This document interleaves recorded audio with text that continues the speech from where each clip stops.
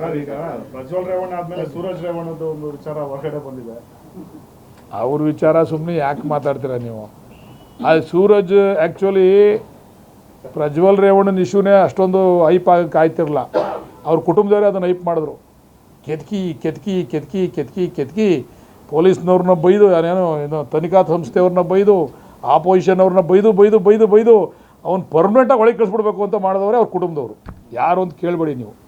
ಅದು ಸುಮ್ಮನೆ ಬಿಡ್ಬಿಡಿದ್ರೆ ಅವ್ರೇನು ಮಾತಾಡಿದೆ ಅದು ಅಷ್ಟೊಂದು ಹೈಪ್ ಆಯ್ತಾನೆ ಇರಲ್ಲ. ಅದು ಏನೋ ಒಂದು ಆಗೋದು ಕ್ಲೋಸ್ ಆಗೋದು, ಅದನ್ನು ಬೇಕು ಅಂತ ಬೈದು ಬೈದು SIT ತನಿಖೆಯವ್ರಿಗೂ ಕೂಡ ಬಾಯಿಗೆ ಬಂದಂಗೆ ಬೈದು, ವಿರೋಧಿಗಳಿಗೂ ಬೈದು ಬೈದು ಬೈದು ಅವ್ನು ಕಚ್ಕೊಂಬಿಡ್ಬೇಕು, ಅದು ಬಾಚೆಗೆ ಬರಬಾರ್ದು, ಆ ಥರ ಮಾಡಿ ಹಾಕ್ಕೊಂಡು ಹೊಟ್ಟೋಗ್ಬಿಟ್ರು. ಅರ್ಥ ಮಾಡ್ಕೊಳ್ಳಿ, ಹೇಳಿದ್ದೀನಿ. ನೀವು ಎಷ್ಟು ಬುದ್ಧಿವಂತರಿದ್ದೀರಾ ನೀವೆಲ್ಲ ಮೀಡಿಯಾದಲ್ಲಿ. ಸೂರಜ್ ವಿಚಾರ ಬಿಡಿ, ಅದು ಡಿಫ್ರೆಂಟ್ ವಿಚಾರ. ಅದು ಸೂರಜ್ ವಿಚಾರ ಯಾರ ಮೇಲೂ ಹೇಳಂಗಿಲ್ಲ. ಅದು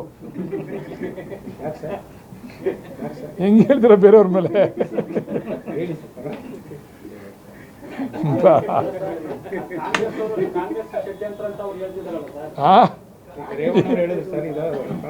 ರೇವಣ್ಣವ್ರು ಕಾಂಗ್ರೆಸ್ ಷಡ್ಯಂತ್ರ ಅಂತ ಹೇಳಲಿಲ್ಲ ಅವರು. ನೀವ್ಯಾಕೆ ಅದಕ್ಕೆ ಕೇಸ್ ಹೇಳ್ತೀರಾ? ಯಾರ್ಯಾರು ಮಾಡಿದ್ದಾರೆ ಅಂತ ಮುಂದೆ ಹೇಳ್ತೀನಿ ಅಂತ ಹೇಳೋರು ಅಷ್ಟೇ, ಯಾರ ಮೇಲೆ ಹೇಳಿಲ್ಲ.